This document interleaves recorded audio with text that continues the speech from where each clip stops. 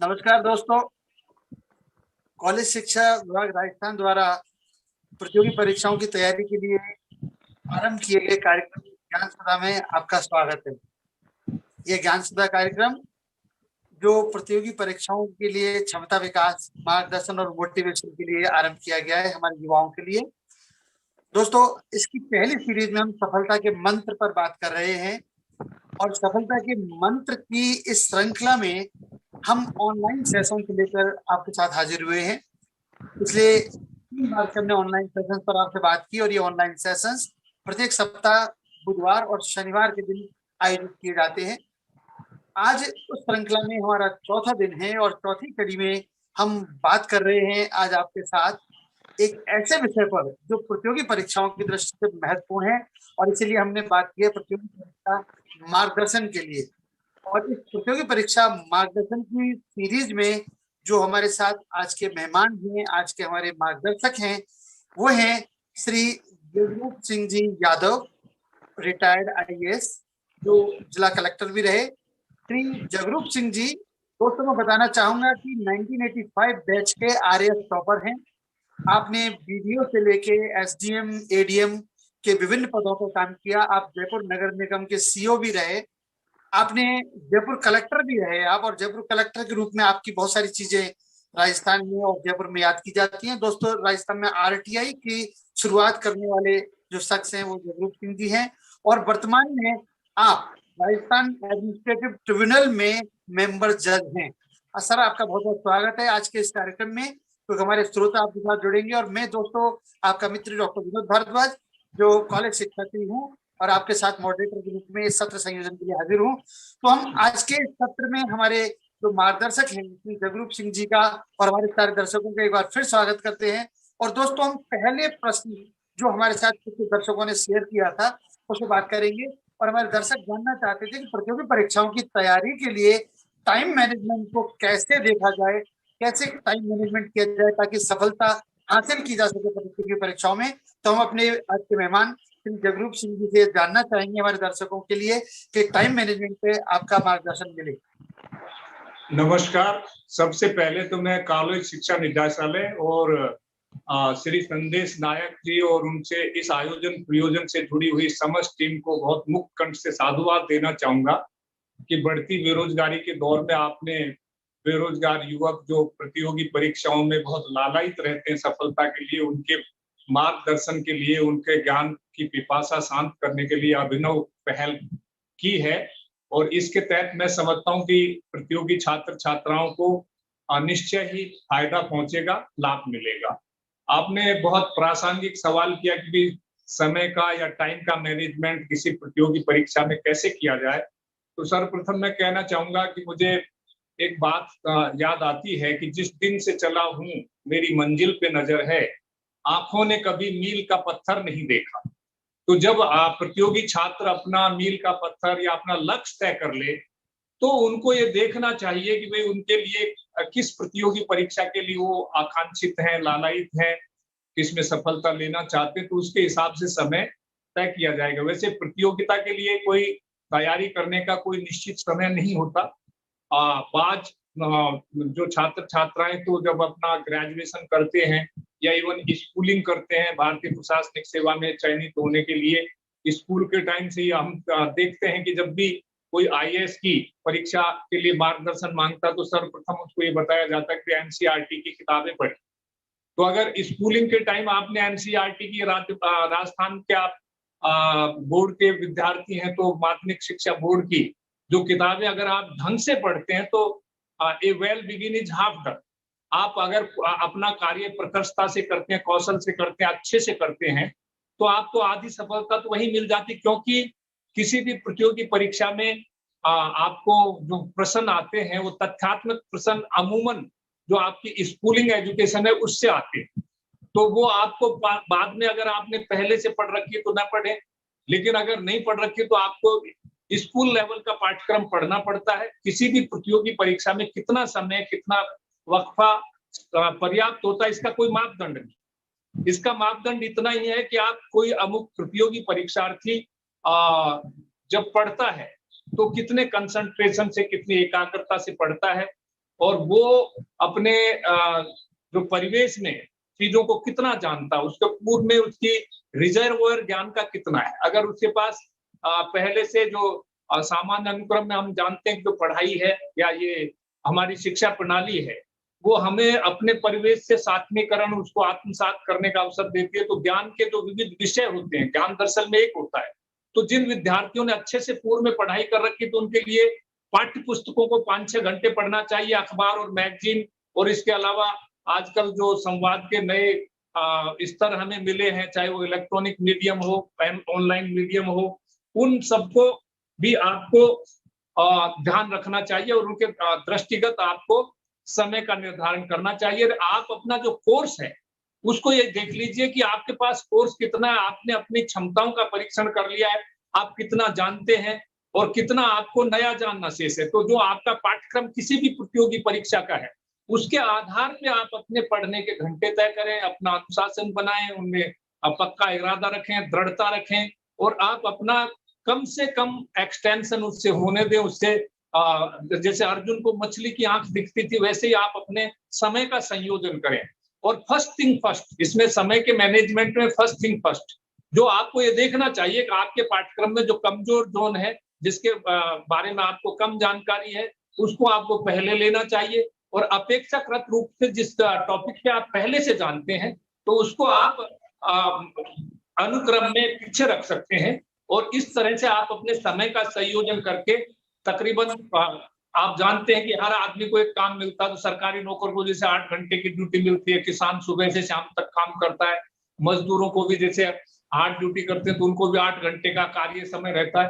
तो ऐसे ही पढ़ने के लिए छात्र छात्राओं को, प्रतियोगी परीक्षार्थियों को मैं समझता हूँ 8 घंटे तो कम से कम पढ़ना ही चाहिए, क्योंकि उनका मुख्य कार्य पढ़ना है।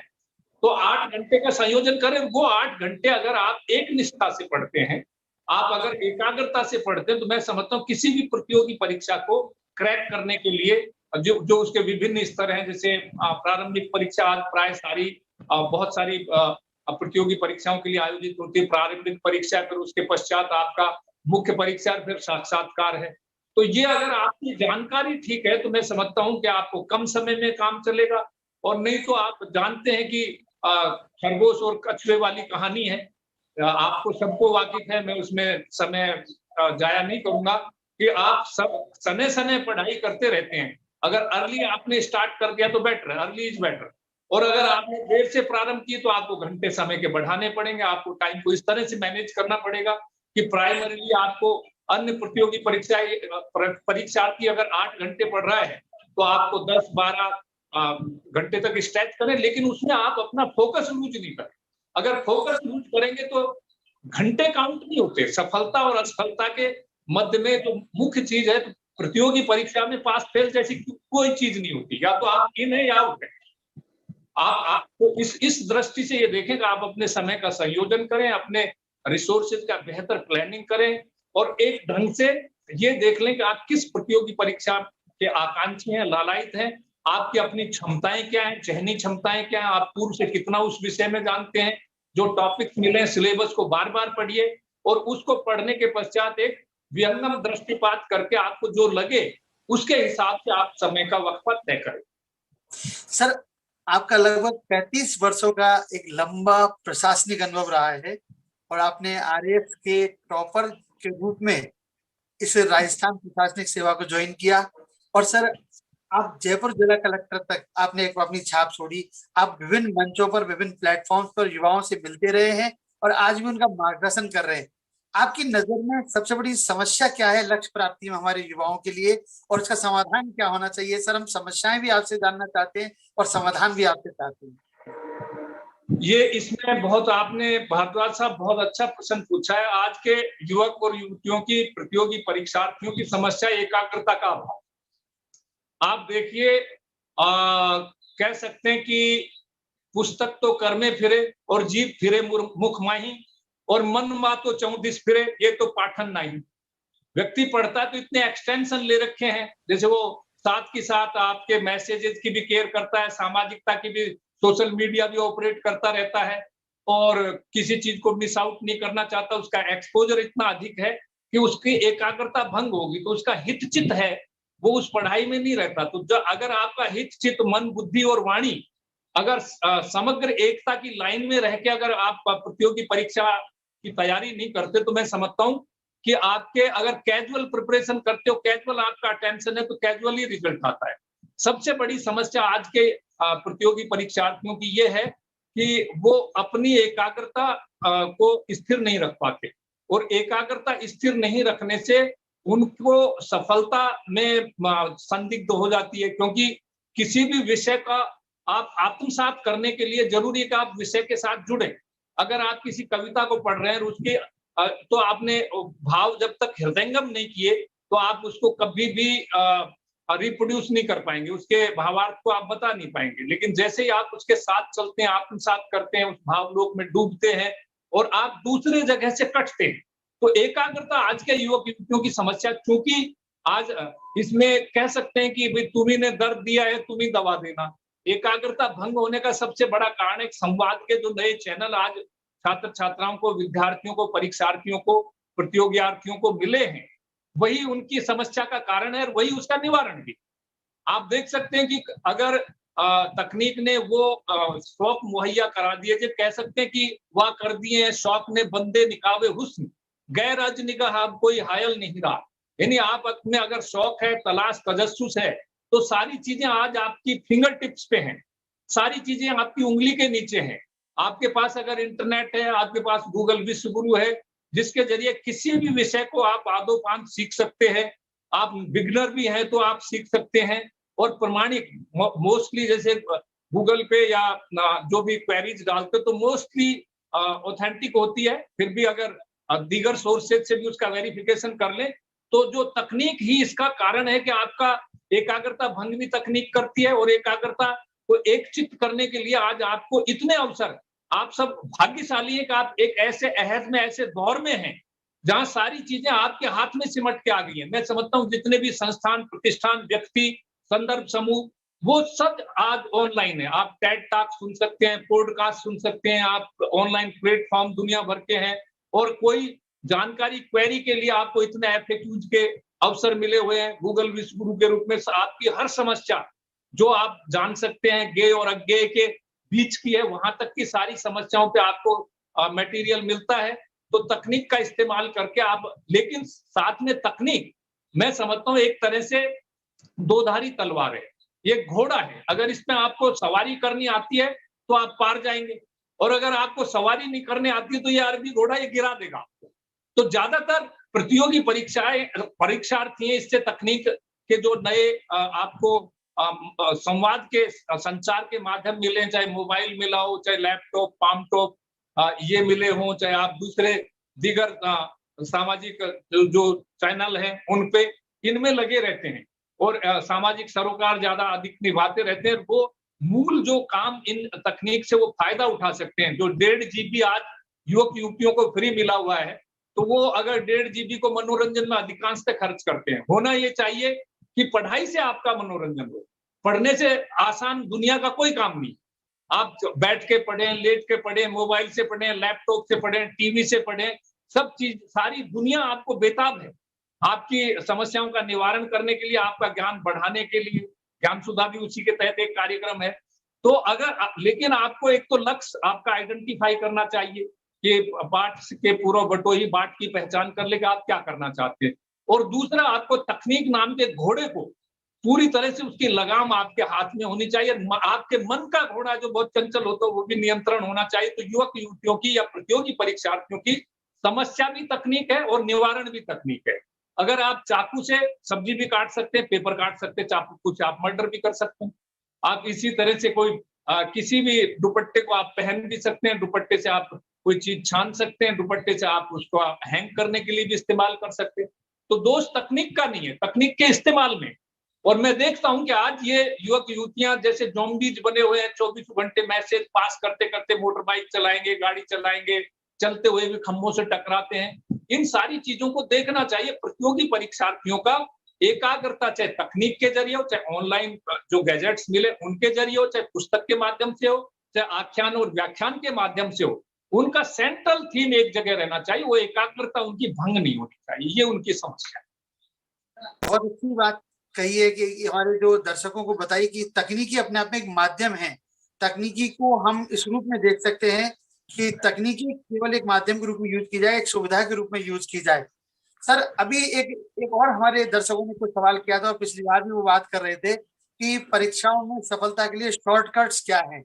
सर सवाल ये आता है कि क्या शॉर्टकट से सफलता प्राप्त की जा सकती है, और शॉर्टकट से यदि सफलता दे सकते हैं तो सर जो बहुत मेहनत करते हैं उनके सफलता प्राप्त करने की और शॉर्टकट से सफलता प्राप्त करने में अंतर ही क्या रह जाएगा। सर शॉर्टकट से सफलता के बारे में संभावना क्या है, इस पर आपसे जानना चाहेंगे। देखिए, मैं जहां तक मेरा इस संबंध में मंतव्य है, कोई परीक्षा का कोई शॉर्टकट नहीं होता, क्योंकि जिसको आप शॉर्टकट कहते हैं, कोई मान लीजिए कम पढ़ के भी सफलता प्राप्त कर लेता, तो इसका ये अर्थ है भारद्वाज साहब कि उसने पूर्व में पढ़ रखा। कभी भी ऐसा नहीं हो सकता कि आपको सुझाई और दिखाई दिए बिना आप उसको अगर शॉर्टकट से, जैसे बाजार में रेडीमेड उपलब्ध जो होती कुंजियां होती हैं, वो आप उनको पढ़ लें और किसी भी परीक्षा में सफलता प्राप्त कर लें, ऐसा अमूमन नहीं होता। अगर आप कैजुअल प्रिपरेशन करेंगे तो रिजल्ट भी हमेशा कैजुअल आएगा। आप आकस्मिकता से पढ़ेंगे तो आकस्मिकता। यहाँ पे ये प्रासंगिक है कि slow and steady wins the race. अगर आप धीरे धीरे, आपका ज्ञान पहले से पूर्व अर्जित ज्ञान है, संचयित ज्ञान है, संचयमान ज्ञान है, वो आपको हो सकता है आपको तात्कालिक रूप से लगे कि अमुक व्यक्ति तो कम पढ़ता था फिर भी सफल हो गया। एक ये दर्शन में सिद्धांत है कि देवदत्त दिन को खाना नहीं खाता, तो ऑब्वियसली वो रात को खाना खाता है। अगर कोई आदमी कम पढ़ के आपको सफल होता दिख रहा है, तो इसका अर्थ ये कि वो शायद रात के उन आवर्स में या मिडनाइट आवर्स में अपना ऑयल बर्न करता है। ऐसा मेरे साथ होता था। 10वीं में मैं सारे दिन विद्यार्थियों के साथ रहता, तो मेरी 10वीं क्लास के 29 बच्चे फेल हुए, एक की सप्लीमेंट्री आई, मैंने बोर्ड में पोजीशन प्राप्त की। अब वो कहते थे कि ये कैसे हुआ? मैं रात को पढ़ता था भाई, यहाँ से जाने के बाद 3-4 घंटे रोज पढ़ता था। तो सफलता के लिए आपको ऐसा नहीं हो सकता कुंजियों से आपको सफलता नहीं मिलेगी। फिर परीक्षा भी डिपेंड करता है किस परीक्षा के लिए आप कर रहे हैं। कई बार ऐसा होता है कि आपको थोड़ी, जैसे क्लरिकल कैडर की या क्लास 3rd 4th की COD की क्लास की भर्तियां हैं, उनमें आपको जो मिलती हैं, रिमेडीज मिलती हैं, पासबुक्स मिलती हैं, कोई किसी तरह का सारा सब्जेक्ट मटेरियल, स्टडी मटेरियल आपके पाठ्यक्रम के अनुरूप होता है। तो उनमें कई बार अगर उसको ठीक से कर ले तो आंशिक रूप से पास हो जाते, सफलता मिल जाती है। पर फिर भी आप किसी भी परीक्षा में, मैंने जैसे कि भारद्वाज साहब आपको निवेदन किया, परीक्षा में पास होने कोई मायने रखते हैं। अगर आप IAS RS में पास हो गए तो आपको पता है प्रारंभिक परीक्षा में 10 गुना लोग पास होते हैं, उसका कोई मतलब नहीं होता। तो जब मेंस एग्जाम देंगे तो उनमें से कुल 2 गुना या 3 गुना पास करते हैं, और इंटरव्यू में जितने पद हैं उतने लोग पास होते हैं। तो इसमें पास और फेल का या तो आप इन हो या आउट हो। तो ये आपकी जो प्रिपरेशन है ये तय करती है। अगर आप एट लेंथ किसी भी विषय को जो आपको पाठ्यक्रम में दिया गया उसको हृदयंगम कर लेते हैं, उसके सारे मूलभूत सिद्धांतों को जानते हैं, उसके इन्स आउट्स को जानते हैं, तो मैं समझता हूँ फिर कोई भी परीक्षा हो आपको दिक्कत नहीं आती, और सफलता का कोई शॉर्टकट नहीं होता। कई बार आप जैसे गलत उदाहरण मैं समझता हूँ और उदाहरण हमारे प्रतियोगी छात्र छात्राएं देख लेते हैं कि अमुक आदमी कम पढ़ता था फिर भी सफलता मिल गई, वो कम इंटेलिजेंट है। ऐसा नहीं है। अगर कम इंटेलिजेंट, मार्क्स एकेडमिक कोर्स का मार्क्स अलग चीज है। अगर किसी आदमी ने अच्छी तैयारी की है तो फिर उसके रिजल्ट इस पे डिपेंड करेंगे कि उसने जो प्रतियोगी परीक्षा में जो पाठ्यक्रम है उसकी कितनी अच्छे से टॉपिक विषयवार प्रिपरेशन की है, और एक बेसिक फंडामेंटल किताबों से पाठ्यक्रम से किया, संदर्भ किताबों को भी कंसल्ट किया, वो निश्चय ही अपने प्रतियोगी परीक्षार्थियों की तुलना में अधिक श्रेयस्कर रिजल्ट दे। सर आपने अभी जो बात कही कि परीक्षा सफलता का कोई शॉर्टकट नहीं होता, बहुत अच्छी बात हमारे दर्शकों को आपने बताई। सर एक बात हम आपके ही करियर से लेना चाहेंगे। सर 1985 में आपने RAS को टॉप किया, और उस समय इतने कोचिंग्स और ऐसी चीजों की सुविधाएं इस प्रकोप रूप में नहीं हुआ करती थी, इतने बड़े स्तर पर नहीं हुआ करती थी। सर इसमें हम आपसे ये जानना चाहेंगे कि ये कोचिंग बनाम सेल्फ स्टडी का जो एक डिलेमा है, इस पे हमारे दर्शकों को आप क्या मार्गदर्शन देना चाहेंगे कि सर कोचिंग के बिना सफलता मिल सकती है या सेल्फ स्टडी से भी सफलता मिल सकती है? इस पर सर आपका मार्गदर्शन चाहिए। सर नवीन जी, मैं आपको निवेदन करूं कि 1985 में कोचिंग का इतना प्रादुर्भाव था भी नहीं, और मैंने कभी किसी तरह की कोई कोचिंग नहीं की, किसी भी तरह की। और मुझे कभी रिजल्ट देखने की जरूरत नहीं पड़ी। मेरे से पूछा लोगों ने रिजल्ट, मैंने कहा रिजल्ट का क्या देखना, पोजीशन ऊपर नीचे हो सकती है पर ये डिबेटेबल नहीं है। तो आप जब परीक्षा की तैयारी करते हैं, आप विषय को इतना हृदयंगम करें कि आप उसको फंडामेंटल्स, उसके रूडिमेंट्री चीज है वो आपको अगर पता होती है तो कभी भी रिजल्ट देखने की नवीन जी आपको जरूरत नहीं पड़ती है। 85 में कोई कोचिंग नहीं थी, यद्यपि इसमें होने के पूर्व मैं दिल्ली रुचिवश एक बार गया, मेरा एमबीए में एडमिशन हुआ था, मेरा मन नहीं लगा तो मैं वहां कोचिंग भी मैंने ज्वाइन किया आईएएस के लिए। मैं कोई 20 दिन गया तो मैंने देखा कि पेन तो ऑन करा देते हैं, दिमाग बंद करा देते हैं और लगातार लिखाते रहते हैं। तो मैंने कहा ये तो किताबों में ही लिखा हुआ है। तो मैं संदर्भ किताबें, मेन पुस्तक के अलावा अगर संदर्भ किताबें भी आप पढ़ते हो और अपनी पाठ्य पुस्तकें भी ग्रेजुएशन की आपने ठीक से पढ़ी है, तो आपको कोई भी नया विषय बताना नवीन जी बहुत आसान नहीं होता। जैसे किसी भी विषय को जब मैं पढ़ता हूँ, आज भी मैं 5-6 घंटे तकरीबन पढ़ता हूँ मेरी, और कभी भी ये मान के मत पढ़िए कि अमुक दिन मुअय्यन है एक परीक्षा का। हमेशा परीक्षा तो हर पल प्रतिक्षण घटित होती रहती है। तो जो छात्र छात्राएं पढ़ाई में आनंद लेते हैं, जैसे कि संगीत सुन रहे हो, तो उनको मेरा पढ़ाई से बहुत आनंद आता था। तो जिस रोज मैं पढ़ता था अपने ग्रेजुएशन में या आरएस प्रतियोगी परीक्षा के लिए, आईएएस के लिए भी एक बार मैंने दिया था, तो मुझे इतना आनंद आता था कि जैसे सुबह से शाम तक पढ़ा, कंसंट्रेशन से पढ़ा, तो ऐसा लगता था कि रोम रोम से संगीत बजने लगता था। आप देखिए कि तन रबाब मन कींगरी रगे भई सब तार, मेरा रोम रोम नाम किया, ऐसा लगता था कि सारी चीजें मतलब बहुत आसान होगी और मैंने ये टॉपिक बहुत अच्छे से कर लिया। तो मैं ये कह सकता हूँ कि आपको कोचिंग की कोई अहमियता नहीं है। अगर कोचिंग मैंने नहीं ली और मैंने प्रतियोगी परीक्षा, प्रशासनिक सेवा प्रतियोगी परीक्षा में मैं 2 बार अपनी, पहली मरतबा में मेरे एक सब्जेक्ट में 200 में से 24 मार्क्स आए एक पेपर में, फिर भी मैं सिलेक्ट हुआ कमर्शियल टैक्स से। मतलब 200 में से 24 मार्क्स होने के बाद में मैं लिस्ट से आउट नहीं हुआ, क्योंकि मेरे बाकी सब में 75% ऊपर थे। और दूसरी बार में मैंने टॉप किया, मेरे और दूसरे प्रतियोगी परीक्षा में 165 नंबर का अंतर था रिटर्न में। तो आपको फंडामेंटल चीजें अगर ठीक से आती हैं तो आपको दाएं बाएं की कुंजी या बाजार में बिकने वाला तात्कालिक सफलता के गुरु मंत्र वो काम नहीं आते। आप अपने विषय को, जैसे पढ़ना इतना आसान काम है, आप लेट के पढ़े, बैठ के पढ़े, सोफे पे पढ़े, इससे पढ़े, आपका मनोरंजन होता है, तो आपके संगीत सब बजता रहता है। और मुझे लगता था कि history, I can rewrite history. और कई बार ऐसे यूपीएससी में अभी समय नहीं है, मैं आपको कभी साक्षात्कार की बातों को बुलाओगे तो मेरे से एक सवाल ढंग से उन्होंने पूछा और उसका जवाब मैंने बोर्ड को पूरे दिया, और उसमें इतने आह्लादित हुए, उन्होंने 250 में से उन्होंने 100 नंबर, 80 नंबर मुझे दिए। मैं रिटर्न में मेरे कम आए, इस वजह से रहा मैं आईएएस में, मैं नहीं कहता कि इंटरव्यू की वजह से रहा। तो ये डिपेंड करता है कि आप अपने विषय पे अगर ठीक से आपका विश्लेषणात्मक क्षमता है, आप संवाद उसमें ठीक से काम कर सकते हैं, आपकी क्रिएटिविटी है और आप उसको कम्युनिकेट ठीक से कर सकते हैं, तो मैं समझता हूँ किसी भी विषय की आदो पांच आपको जानकारी होती है। तो उसके लिए कोचिंग में ये नहीं हो पाता। कोचिंग में तो आपको रेडीमेड सिखाते हैं, कोचिंग वाले अपने फायदे में इंटरेस्टेड होते हैं। विद्यार्थी की सफलता असफलता तो वहां पे केवल इंटेलिजेंट बच्चे को ही फायदा होगा। अगर कोचिंग में आप इतना जरूर है, जो घर पे पढ़ाई का माहौल नहीं होता, जो बिल्कुल भी नहीं पढ़ पाते, तो इकट्ठा 2-4 घंटे जितने भी समय कोचिंग में जाते हैं तो उनका पढ़ने का उपक्रम पूरा हो जाता है, लेकिन उसमें सफलता मिलती हो कोचिंग की वजह से, ऐसा मेरा मानना है।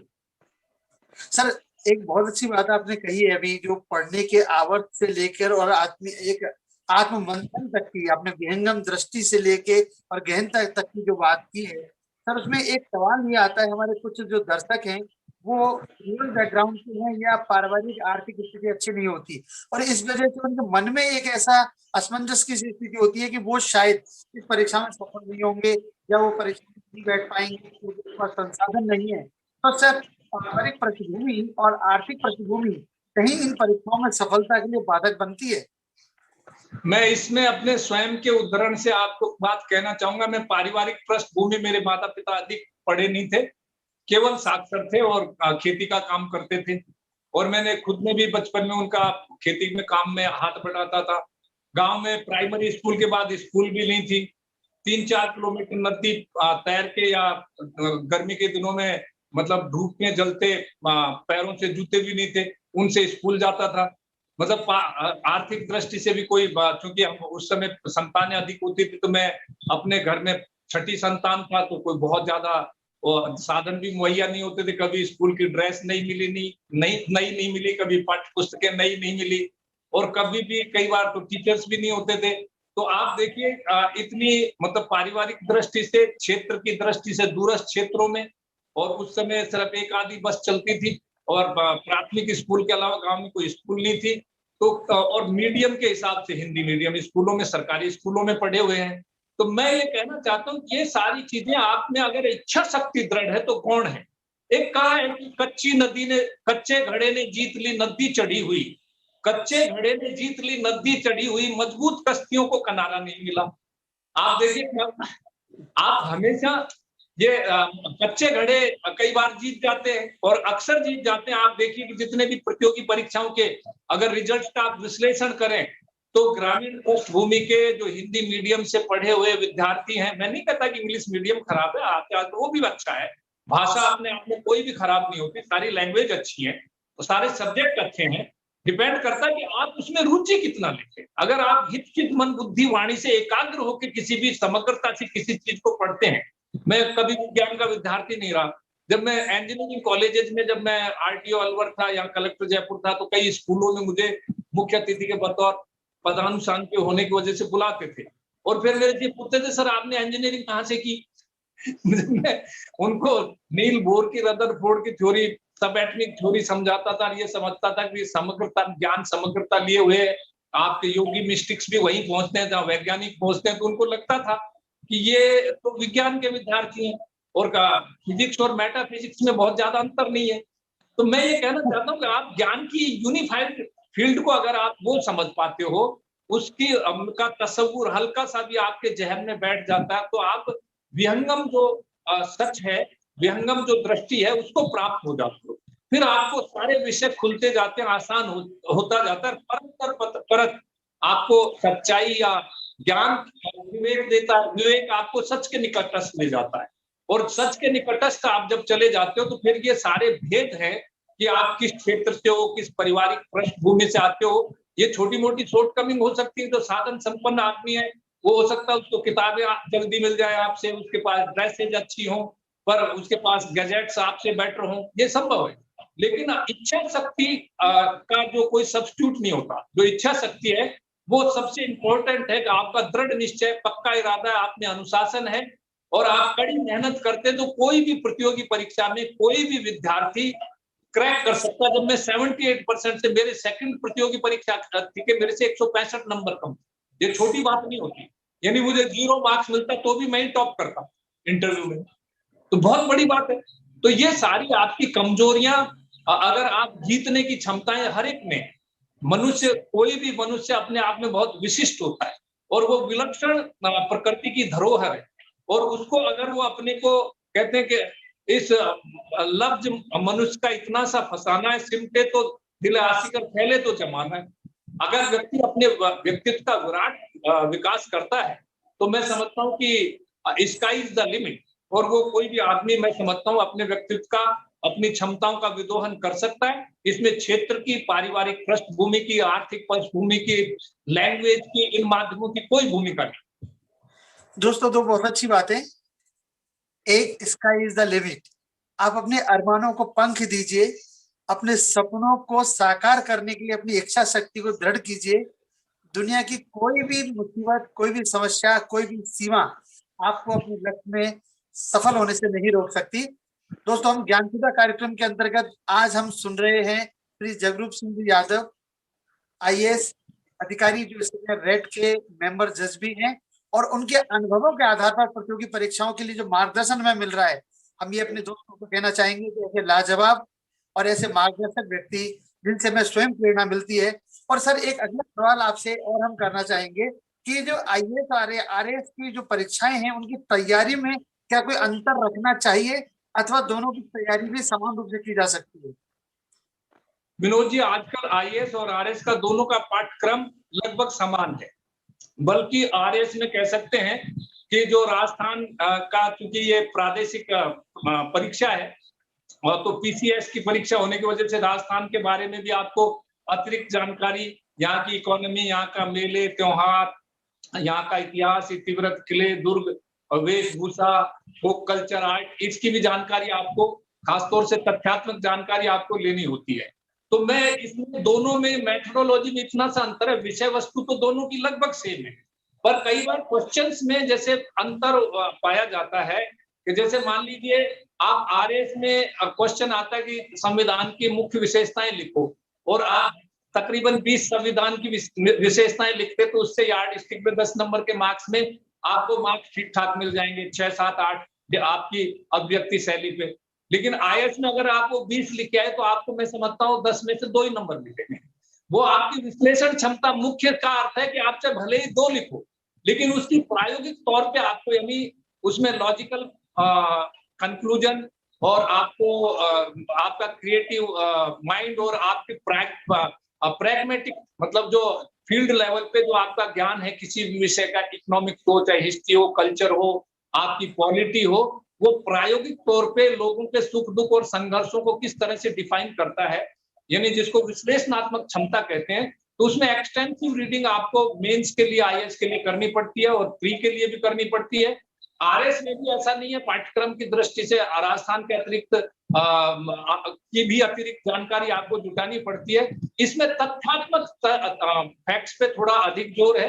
तो जैसे ये कह सकते हैं कि आईएएस में जैसे तथ्यपरक जानकारियां केवल 30-40% की हद तक महदूद हो जाती है, 50-60% तक विश्लेषणात्मक क्षमता, जिसको हम कह सकते हैं कि आपके लॉजिकल सीक्वेंसिंग, रीजनिंग, आपके जैसे क्रिटिकल अप्राइजल, ये ज्यादा काम का होता है। विषय वस्तु सेम है और किसी भी प्रादेशिक प्रतियोगी परीक्षा के लिए जो तथ्य हैं वो तकरीबन 50-60% तक काम के होते हैं, और विश्लेषण ये क्षमता है जो आपकी एनालिटिकल फैकल्टी है वो 20-30-40% तक डिपेंडिंग ऑन प्रदेश वाइज, अलग अलग प्रदेशों के हिसाब से उस तक महदूद रहती है। तो मैं ये कह सकता हूँ कि ये दोनों में मूलभूत अंतर है, लेकिन इसमें भी कोई दो राय नहीं, यूनिफाइड नॉलेज का जो क्षेत्र है वो दोनों में समान रूप से लागू होता है, दोनों का पाठ्यक्रम सेम सा है, दोनों में कोई विरोधाभास किसी भी तरह का नहीं है।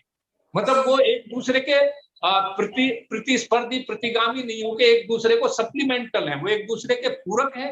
अगर आप अच्छे से आईएएस की तैयारी करते हो तो आपकी आरएएस की भी हो जाती है, और अच्छे से आरएएस की तैयारी करते हो तो आपकी आईएएस की भी हो जाती है।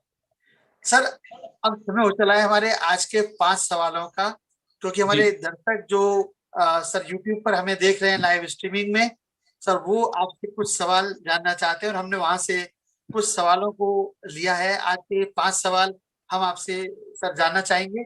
हमारे पहले दर्शक हैं श्री सुरेश बैरवा, और उन्होंने पूछा है कि परीक्षाओं में विलंब होने से मनोबल टूटने लगता है, निराशा भी आती है, ऐसी स्थिति में क्या किया जाना चाहिए?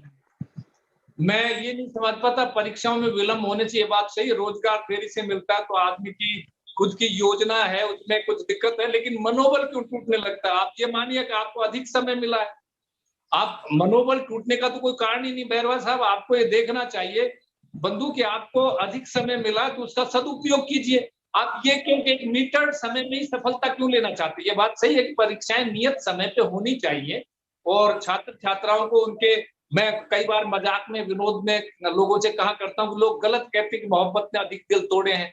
मैं समझता हूँ प्रतियोगी परीक्षाओं ने अधिक दिल तोड़े हैं, क्योंकि समय पे परीक्षाएं नहीं होती, बच्चों का विवाह करने का या अपने आगे पारिवारिक जीवन या गृहस्थ आश्रम के बारे में उनका समय आगे बढ़ गया है, तो परीक्षाएं समय पे होनी चाहिए, युक्ति संगत बात है। लेकिन आपके उससे फ्रस्ट्रेशन क्यों होना चाहिए, वो नहीं समझ में आता। अगर आप या तो आप उसमें शामिल हैं, आप दौड़ में, या शामिल नहीं है। अगर दौड़ में शामिल है तो फिर मैं समझता हूँ फ्रस्ट्रेशन नहीं होना चाहिए। बहुत अच्छी बात सर, क्योंकि दौड़ में जब शामिल हैं तो फिर देरी और विलंब जैसे शब्दों का कोई स्थान नहीं रह जाता, क्योंकि परीक्षा का अपना नियत समय है, जो भी वो परीक्षा होगी आपको उसके लिए तैयार रहना है। और सर, हमारा दूसरा सवाल, अनीता शर्मा ये जानना चाहती हैं कि सर बाजार में बहुत सारी पाठ्य सामग्री परीक्षाओं के नाम पर मिलती है, सर उसमें उचित और अनुचित सामग्री का कैसे चयन किया जाए? अगर आप में पहले से ये बौद्धिक क्षमता है, देखिए शिक्षा आदमी को 3 चीजें देती है मोटे तौर से। एक तो आपको क्रिटिकल अप्राइजल देती है, तो आप किसी भी चीज का विश्लेषण कर सकते हैं अगर आप शिक्षित हैं। अगर आपको विश्लेषण क्षमता नहीं आई, सही या गलत में, उचित अनुचित में, सद असद में अगर फर्क करना, इम्तियाज करना नहीं आया, तो मैं समझता हूँ आपको अपने शिक्षा प्रणाली पे और आप अपने स्वयं के शिक्षित होने पर पुनः विचार करना चाहिए। दूसरी चीज है कि आपको संवाद, और तीसरी चीज कोलैबोरेशन।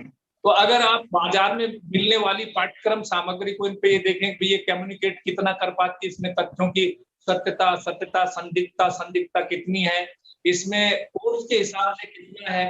तो कोई डायरेक्ट मिले, कोई क्रिप्टिक, मतलब आप जो शॉर्ट नोट मिलते हैं, जो गुटके मिलते हैं, जो सफलता के सूत्र बताते हैं, जो कारगर, वो इस तरह की पाठ्य सामग्री तो अधिक कारगर होती नहीं। लेकिन बाजार में सारी किताबें मिलती हैं, आपकी पाठ्य पुस्तकें भी, संदर्भ ग्रंथ भी बाजार में मिलते हैं, आपको जो मेन ग्रंथ है, आधार ग्रंथ है, वो भी बाजार में मिलते हैं। तो मतलब बाजार से अछूते तो आप नहीं रह ही नहीं सकते। बाजार तो आ ही गया कहीं ना कहीं आपकी सारी साधों में और वांछाओं आकांक्षाओं में। पर ये देखिए, तो आपके प्रयोजन को सिद्ध करने वाला जो मटेरियल है, वो विस्तार से, और खासतौर से इसका फंडामेंटल, उसमें जैसे क्वेश्चन आंसर फॉर्म में दे देते हैं। तो मैं दावे के साथ कह सकता हूँ, आप कितने क्वेश्चन आंसर पढ़ लें, आपको हिस्ट्री की समझ नहीं होगी, या पॉलिटिकल साइंस की या संविधान की समझ नहीं होगी। भले ही आप संविधान पे 5000 सवाल पढ़, 10,000 सवालों के उत्तर आप रट लें, आप बिना संविधान पढ़े आपको संविधान की समझ नहीं होगी। बिना इतिहास पढ़े आपको इतिहास की समझ नहीं होगी। तो कहते हैं कि अपने आप मरे बिना स्वर्ग नहीं दिखता। तो आपको जो विषय दिया गया है और उसके बिंदु दिए गए हैं, उसके आपको पाठ्यक्रम दिया गया, उनकी जानकारी आपको प्रमाणिक ग्रंथों से लेनी चाहिए। उसके पश्चात बाजार की सामग्री तो आपके दोहराने के लिए, आपकी प्रिपरेशन का लेवल देखने के लिए काम आ सकती है। बाकी वो अगर आपके आधार है तो आपके रिजल्ट भी कौन आए। सर, एक हमारे दर्शक हैं अनिल यादव, वो ये जानना चाहते हैं कि मैं आरएएस की तैयारी कर रहा हूँ, लेकिन आरएएस की जिस तरह की जो भी समय लगता है, और ये सफलता होगी कि नहीं होगी, ये समय पर निर्भर करेगा, मेरी तैयारी पर भी निर्भर करेगा। लेकिन उसके साथ साथ सेकंड प्लान ऑफ एक्शन क्या लिया जा सकता है, कौन सी और सेवाएं हैं जिनके लिए इसके साथ साथ तैयारी की जाए, ताकि उनमें भी मैं प्रवृत्त हो सकूं। नहीं, ठीक से सवाल मुझे समझ में नहीं आया। आरएएस की तैयारी तो हम कर रहे हैं, लेकिन इसके साथ साथ कौन सी और सेवाओं की तैयारी की जा सकती है as a second plan of action के रूप में। हाँ बिल्कुल, आप देखिए, मैंने आपको जैसे कहा कि आरएस और आईएएस के पाठ्यक्रम में समानता है। कोई भी ज्ञान है, ज्ञान तो एक तथ्य है। कोई तथ्य आप ग्रहण कर लेते, ज्योग्राफिकल का फैक्ट, ज्योग्राफी का या हिस्ट्री का या पॉलिटिकल साइंस का या इकोनॉमिक्स का या आपके साइंस एंड टेक्नोलॉजी का या प्रोबेबिलिटी का या एथिक्स का, कोई भी सवाल है राजस्थान के संदर्भ में, राजस्थान की प्रादेशिक जानकारी के अलावा, तो वो राजस्थान की जो प्रादेशिक परीक्षाएं, उनके लिए तो सारी राजस्थान की जानकारी भी उतनी उपयोगी है। लेकिन आप कोई भी ज्ञान आपका है, वो कभी भी आपको ज्ञान, कहते हैं कि एरिस्टोटल ने कहा कि नॉलेज इज वर्च्यू। तो आपका कोई भी तथ्य आपने जो हृदयंगम कर लिया, तो आपने मान लीजिए माउंट एवरेस्ट के 8,848 मीटर ऊंचाई है, ये आरएस में आएगा तो भी आप ये तथ्य वैसा ही रहेगा, आईएएस में आएगा तो भी ये तथ्य वैसा ही रहेगा, कांस्टेबल में आएगा तो भी ये तथ्य वैसा ही रहेगा, पटवार परीक्षा में वैसा ही रहेगा। तो तथ्य कभी बदलते नहीं है। तो आप ये देखिए, कोई भी ज्ञान को तथ्य के रूप में हम एकत्रित करते हैं। आप ऑनलाइन के जो और टेक्नोलॉजी के विद्यार्थी वो जानते होंगे, हम इंफॉर्मेशन को बिट्स एंड बाइट्स में कलेक्ट करते हैं। तो इंफॉर्मेशन की ये जो बिट्स हैं, वो कहीं से भी आप संग्रहित करें, वो आपके जब अपने हो जाते हैं तो आपके पास यूजेबल इंफॉर्मेशन है। तो किसी भी प्रतियोगी परीक्षा में, क्योंकि किसी भी प्रतियोगी परीक्षा का आउटलाइन कोर्स का दे दिया जाता है, लेकिन उस आउटलाइन का क्या सवाल आएंगे ये सिर्फ हम गैस वर्क करते रहते हैं। आप देखिए कि अमूमन छोटे स्तर की कुछ परीक्षाओं को छोड़ के आप जितने भी आप पढ़ लेते हैं, वैसे के वैसे सवाल नहीं आते जो आपको बाजार में सामग्री, पाठ्य सामग्री उपलब्ध है। तो ये इससे प्रमाणित होता है कि जो आप मूलभूत सिद्धांत अगर हृदयंगम करते हैं किसी भी विषय के, तो आप उसका बेहतर उत्तर अपने स्तर पे देंगे। विश्लेषण क्षमता आपकी जब होती है जब आपने व्यापक रूप से पढ़ लिया हो। व्यापक रूप से अगर किसी विषय वस्तु को, विषय को पढ़ लिया आपने, तो आपके उस पर स्वयं के विचार उत्पन्न हो जाते हैं और आप उस पर स्वयं एक परख रखते हैं, एक मतलब प्रैग्मेटिक समझ रखते हैं, और वो आपका ज्ञान है वो कहीं पर भी उपयोगी। आप अगर परीक्षा में भी अगर मान लो सफल नहीं है, खुदा खास्ता, तो आपको जीवन के क्षेत्रों में काम आएगा। ज्ञान पर कभी भी अपमान नहीं हो पाता। आप अपने से जो साथी संगी हैं उनसे बेहतर जानकारियां रखेंगे, आपको अवसर लाइफ में ज्यादा मिलेंगे, सामाजिक समूह में आपको बोलने का अवसर मिलेगा, लोग आपसे पूछेंगे ज्यादा, भाई उन्हें फलाना एक्स आदमी है वो विज्ञ है, चलो उससे पूछ लेते हैं। तो ज्ञान अपने आप में हमेशा श्रेष्ठकर है, ये कभी भी है ही नहीं है, और इसमें यूनिफाइड फील्ड है, ये समग्र क्षेत्र है, ये हमेशा आपके लिए उपयोगी होता है, हर परीक्षा के लिए उपयोगी होता है, इसलिए इनमें कोई विरोधाभास नहीं। सर, हमारे कई दर्शकों के सवालों का जवाब मिला। आपने जब ये बातें कही तो उसमें कुछ सवालों के जवाब पहले से आ गए। और सर, ये बात बहुत सही कही आपने, क्योंकि जब हम तैयारी करते हैं, अपना कोई पढ़ाई करते हैं, उससे जो ज्ञान अर्जन होता है, तो वो ज्ञान हमारे जीवन के क्षेत्र में कहीं ना कहीं काम आता है। और साथ में जिस सेवा के लिए हम तैयारी कर रहे हैं, उसके साथ साथ अन्य सेवाओं की तैयारी में भी वो ज्ञान आपके काम आता है।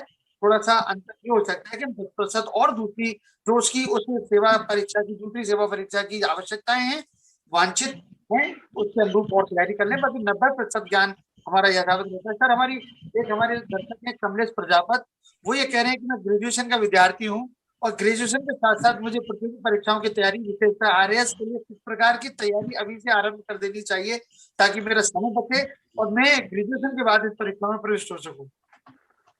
बिल्कुल, आपने बढ़िया सवाल पूछा है। मैं ये कहना चाहता हूँ कि जैसे मैं हमेशा ये कहता हूँ, जिंदगी गुजरी मुसलसल इम्तिहान दर इम्तिहान, जिंदगी को दास्तां ही दास्तां समझा था मैं।